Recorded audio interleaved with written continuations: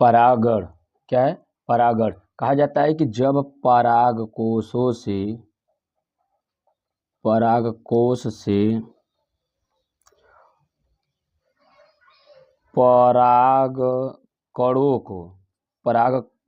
से परागकणों को वर्तिकाग्र तक पहुंचाना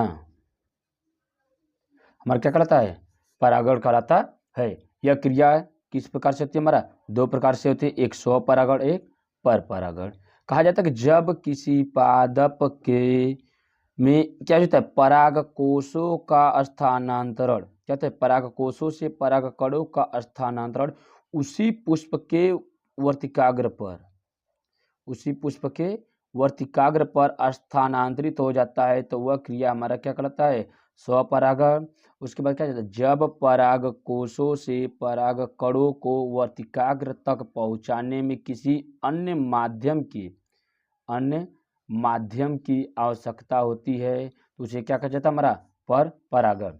या कह सकते हैं कि परपरागण मतलब क्या? जब परागण की क्रिया किसी दूसरे माध्यम से होती है तो हमारा क्या करता है? वो परपरागण होती है। जैसे आ जाएगा हमारे जल के द्वारा परागण, जंतु के द्वारा, वायु के द्वारा, तथा हमारे क्या अन्य जीव जंतु कीटों के द्वारा। एक क्रिया हमारे क्या करते हैं? परपरागण। इसके ऊपर आप अच्छे से परागण, इसके ऊपर देखिए अच्छे से किस किस प्रकार से इसका हमारा नोट्स तैयार किया जा सकता है या कैसे नोट्स में हमको बोर्ड कॉपी में लिखना है, इस पर ध्यान दीजिए। क्या है? परागकणों को क्या है? परागकणों को परागकोशों से वर्तिकाग्र तक पहुंचाने की क्रिया को क्या कहा जाता है? हमारा परागण कहा जाता है। यह दो प्रकार से होता है। ये हमारा क्या कहता है? स्वपरागण और परपरागण। क्या कितने प्रकार का? हमारा दो प्रकार का, स्वपरागण और परपरागण। जैसे स्वपरागण किसे कहा जाता है? जब एक पुष्प के परागकण उसी पुष्प या उसी जाति के किसी अन्य पुष्प के वर्तिकाग्र पर पहुंचाते हैं, तो यह क्रिया हमारे क्या करती है? स्वपरागण कहलाती है। जब यह कहा जा सकता है कि नर तथा मादा जननांगों का एक साथ परिपक्वन होता है। इसमें कहा जाता है कि जब नर व मादा दोनों का क्या जाता है? हमारा एक साथ परिपक्वन होता है। जैसे हमारा कौन सा जगह? गुलाबास, पीली कंटेली पुष्प।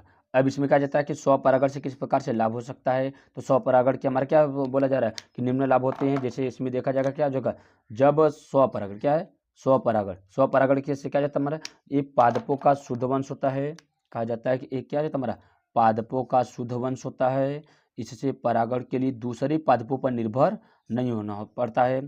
स्वपरागण पुष्प के रंग, सुगंध तथा मधुर उत्पन्न करने की जरूरत नहीं होती है। कहा जाता है कि जो स्वपरागण पुष्प होते हैं उनको क्या कहते हैं? किसी प्रकार के रंग की या सुगंध की या मधुरता की उत्पन्न जरूरत नहीं पड़ती है, और इसे अधिक परागकणों की आवश्यकता भी नहीं पड़ती। कहा जाता है कि इसमें अधिक परागकणों की आवश्यकता नहीं होती है। और कहा जाता है कि स्वपरागण से हानियाँ किस प्रकार से होती है? ये हमारा क्या है? देखिए, पीढ़ी दर पीढ़ी आनुवंशिक बीमारियां स्थानांतरित होती है। जैसे कहा जाता है कि जब एक ही जीव से क्या दूसरे जीव में स्थानांतरित होने वाला परागकण अगर रोगग्रस्त हो जाता है तो उसमें कुछ बीमारियां होती है जो आनुवंशिक चलती रहती है, तो वो भी क्या जो है उसमें स्थानांतरित होती रहती है। जिससे उत्पन्न बीज संख्या में कम, भार में हल्के तथा कमजोर व छोटे हो सकते हैं। ऐसे बीज शीघ्र नहीं पकते हैं। जैसे कहा जाता है वो अधिक तीव्रता से हमारे परिपक्व नहीं होता है। बीज उत्तम श्रेणी के नहीं होते हैं, जिस कारण वे क्या जाते हैं? नई जातियाँ उत्पन्न नहीं कर सकते हैं, और धीरे धीरे क्या जाता है हमारा वो अपने कमजोर होते चले जाते हैं। अब देखिए हमारा क्या हो जाएगा? परपरागण किसे कहते हैं? जब परागकण समान जाति के दूसरे पादपों के मध्य या दूसरी जाति के पादपों के मध्य होता है, तो यह हमारा क्या कहता है? परपरागण कहलाता है या परनिषेचन कहलाता है। कहा जा रहा है कि इसमें जब परागण की क्रिया के लिए किसी दूसरे पुष्प पर निर्भर होना पड़ता है या किसी अन्य माध्यमों की आवश्यकता होती है, तो इसे क्या कहता है? परपरागण कहलाता है। इस परागण में दोनों पुष्प क्या कहता है? दोनों पुष्प अलग अलग पादपों पर लगे रहते हैं। ये पुष्प एकलिंगी या द्विलिंगी हो सकते हैं। ऐसे जीव या ऐसे पौधे जिसमें सिर्फ एक ही लिंग या नर व या मादा या स्त्रीकेसर या पुंकेसर पाया जाता है उसे एकलिंगी कहा जाता है। ऐसे पुष्प जिसमें एकलिंगी हमारा क्या जाता है? नर व मादा दोनों पाया जाता है उसे हमारा क्या कहता है? द्विलिंगी पुष्प कहते हैं। और कहते हैं कि एक लिंगी पादपों के पुष्प में केवल परपरागण होता है। कहा जाता है कि जो एक लिंगी पुष्प होते हैं उसमें क्या जाता है? हमारा सिर्फ परपरागण की क्रियाएं होती है। अब कहा जा रहा है कि परपरागण की किस प्रकार से विधियां होती है?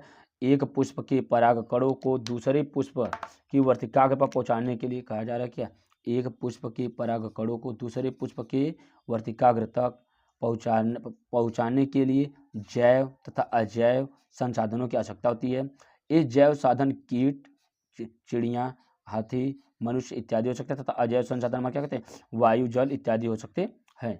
उसमें क्या है, वायु के द्वारा परागण, वायु में क्या रहता है, गेहूं में, जय में, मक्का इत्यादि में हमारा क्या रहता है, वायु के द्वारा परागण होता है। जब कहा जाए जंतुओं के द्वारा परागण क्या जाता है हमारा, इसमें सबसे पहले हमारा क्या रहता है, कीट परागण।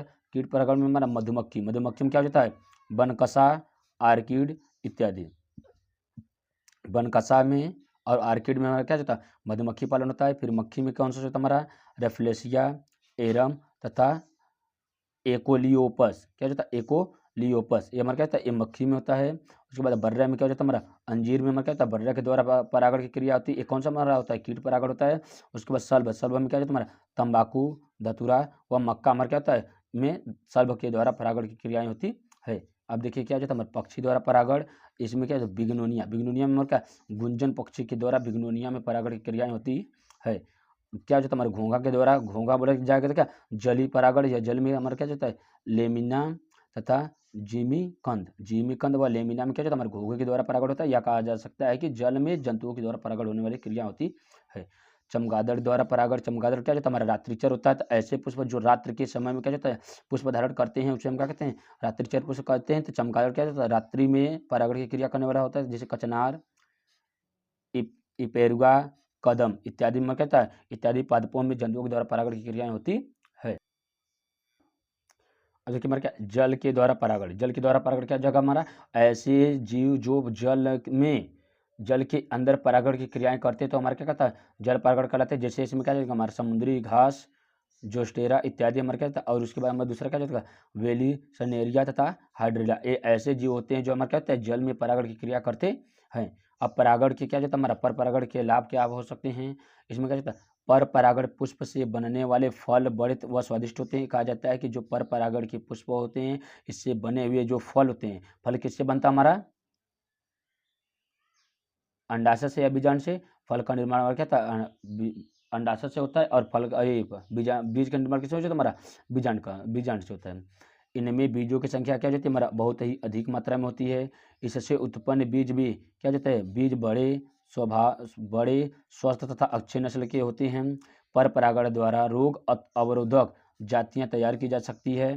पर परागण द्वारा पादपों की नई जातियां उत्पन्न होती है, जिनमें नए नए गुणों का समावेश होता है। कहा जाता है कि पर परागण की क्रिया में हमारा नए जीव और नई विधि, कहा जा सकता है कि कृत्रिम विधि के द्वारा क्या होता है, नए जीव को उत्पन्न किया जा सकता है। उसमें क्या होता है, नए नए गुण के समावेश के साथ। इस विधि से पादपों के हानिकारक गुणों को पृथक किया जा सकता है। जैसे कहा जाता है, इसमें अलग एक क्या जाता है, एक कोई पुष्प का खराब होता है तो इसमें क्या जाता है, उसको बाहर निकाल दिया जाता है। तो जो उसके हानिकारक गुण रहेंगे वो क्या होगा, वो अलग हो जाएंगे।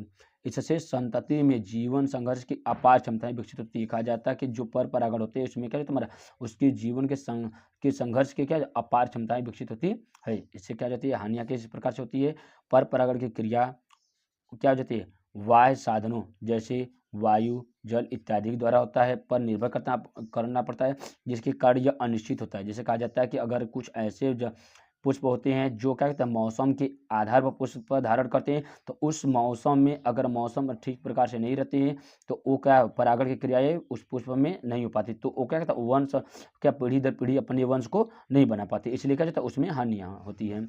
समय पर परागण न होने तथा साधनों के अपर्याप्त होने पर अधिकांश पुष्प परागित होने से रह जाते हैं। जैसे कहा जाता है कि ठीक है, वही मौसम के आधार पर क्या जाता है कि अगर परागण की क्रिया समय पर नहीं होती तो क्या जाता है, उसके फूल झड़ जाते हैं और क्या जाता है, वो नष्ट हो जाते हैं। पर परागण के लिए पुष्पों को दूसरे पुष्पों पर निर्भर रहना पड़ता है। और क्या, पर परागण बीज सदैव संकर होते हैं। संकर कैसे कहा जाता है, ऐसे जीव जो क्या कहते हैं हमारा आनुवंशिक रूप से या प्राकृतिक रूप से नहीं होते हैं, वो हमारा क्या कर सकते हैं, संकर हो सकते हैं। ये आप आज आपका क्या होता है हमारा, परागण परागण की क्रियाएं क्या होती हैं, खत्म होती है। उसके बाद के अगर आगे के क्लास के लिए चैनल को लाइक करें, सब्सक्राइब करें, और पीछे के चैनल को क्या, प्लेलिस्ट में जाकर जितने भी वीडियो अपलोड किए गए सभी को आप लोग ध्यानपूर्वक देख लीजिए। धन्यवाद।